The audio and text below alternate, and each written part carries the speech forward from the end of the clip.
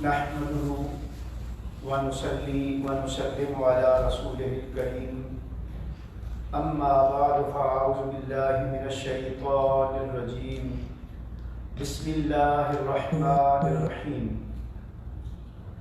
لقد كان لكم في رسول الله أسوة حسنة لمن كان يرجو الله واليوم الآخر وذكر الله كثيرا صدق الله العظيم۔ حاضرین محترم اور معزز ناظرین، آج ہم نے 21واں پارہ سنا ہے، اور جو آیت کریمہ میں نے تلاوت کی ہے یہ سورہ الاحزاب کی آیت نمبر 21 ہے۔ اس آیت کریمہ کا پہلا حصہ بہت مشہور ہے اور یقیناً وہ ہر شخص کو یاد بھی ہوگا،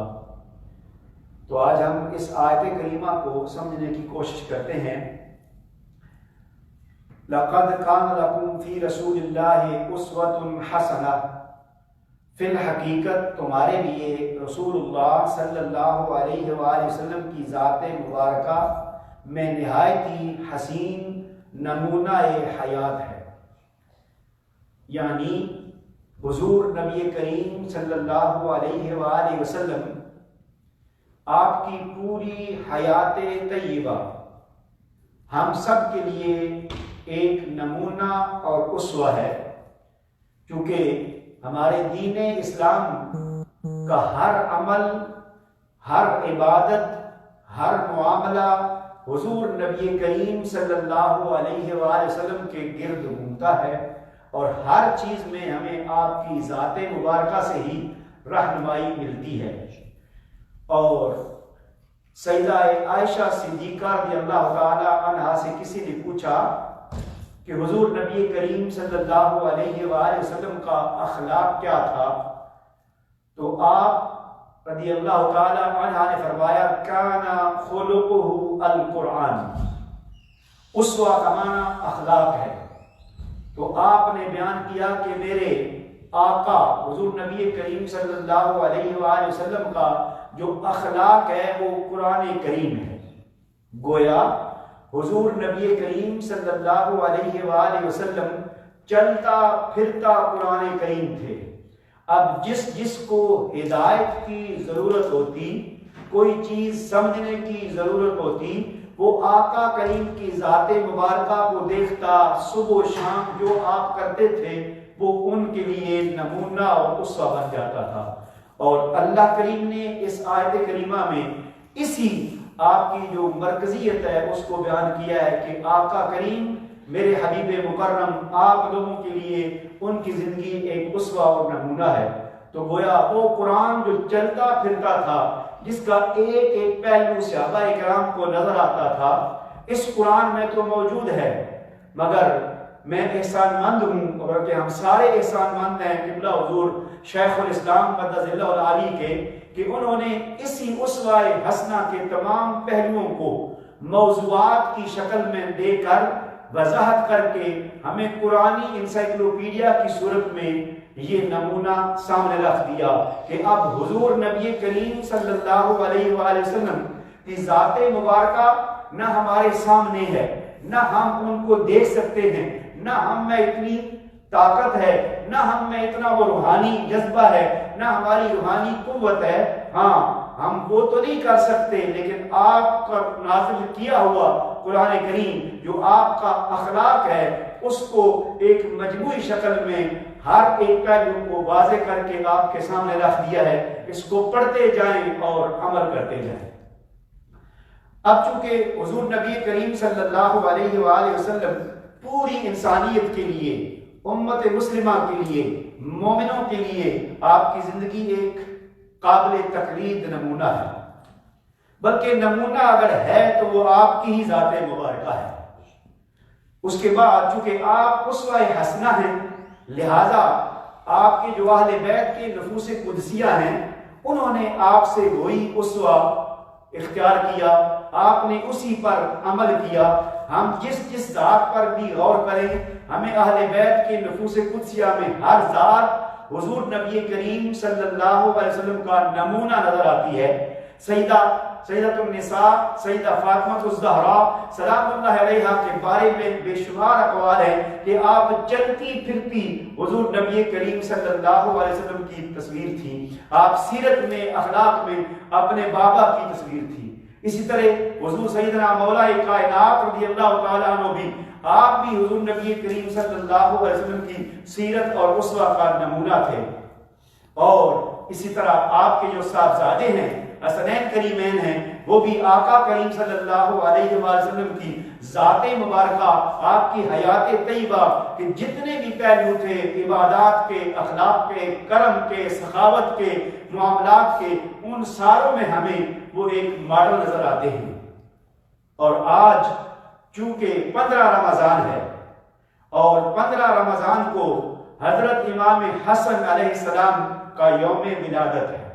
یعنی آج سیدنا امام حسن علیہ السلام کی پیدائش ہوئی تھی، اور آپ چونکہ خانوادہ رسول سے ہیں، آپ اہل بیت سے ہیں، اور آپ سیدہ کائنات کے بڑے صاحبزادے ہیں، حضور نبی کریم صلی اللہ علیہ وآلہ وسلم کی شبیہ اور تصویر ہے۔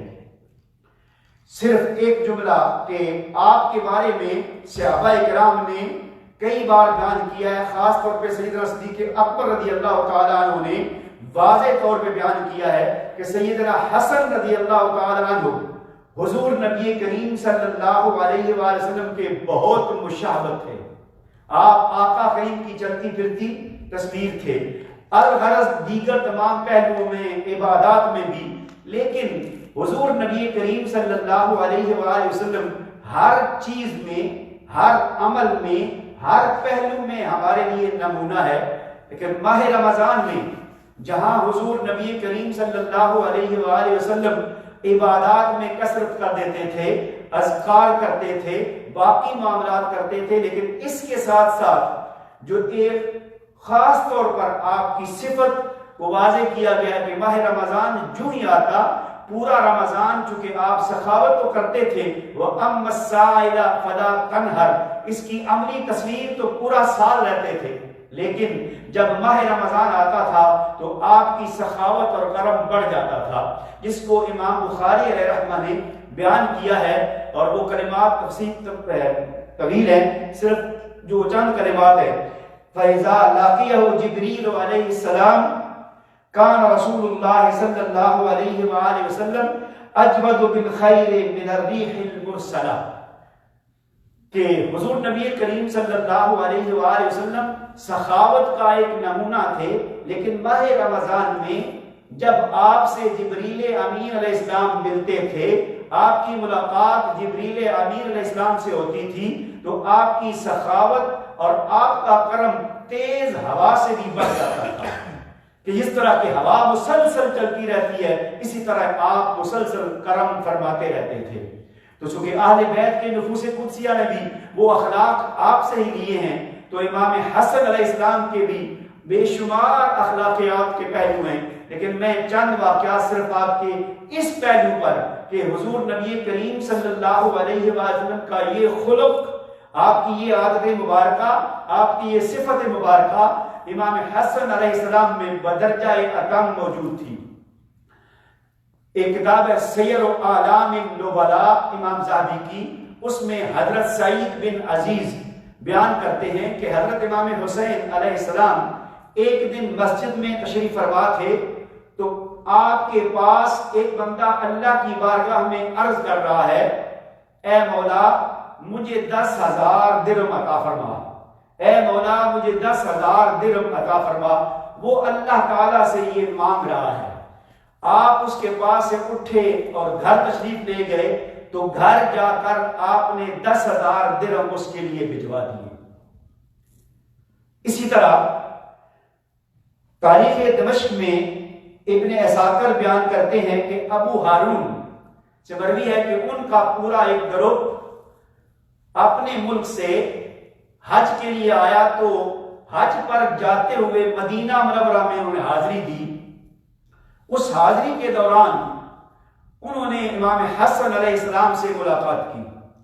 تو آپ سے ملاقات کے دوران جب آپ نے حال احوال پوچھا تو ابو ہارون نے حضرت امام حسن علیہ السلام کے سامنے جو سفر کیا تھا، اس کی مشقت، جو اپنا حال تھا، وہ سارا بیان فرما دیا. تو سارا بیان کرنے کے بعد ان سے جب الوداع ہوئے،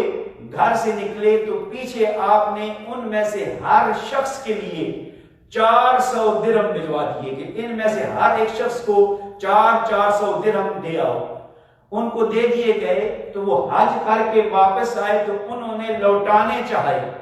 کہ ہم واپس کر دیتے ہیں، ہمارا حج ہو گیا. تو لوٹانے کے لیے جب آئے تو آپ نے کہا کہ میری نیکی کو آپ کیوں ضائع کرتے ہیں؟ تو گویا آپ نے دوبارہ واپس نہیں لیے، آپ نے عطا فرق کر دیے، وہ معاملہ ختم ہو گیا. اسی طرح ابن کثیر علیہ رحمہ اپنی کتاب البدایہ والنہایہ میں ایک واقعہ بیان کرتے ہیں کہ ایک دن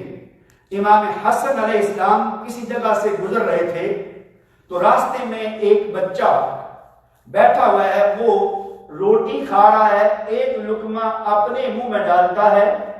اور ساتھ دوسرا لقمہ کتا ہے اس کے ساتھ، اس کتے کے منہ میں ڈالتا ہے.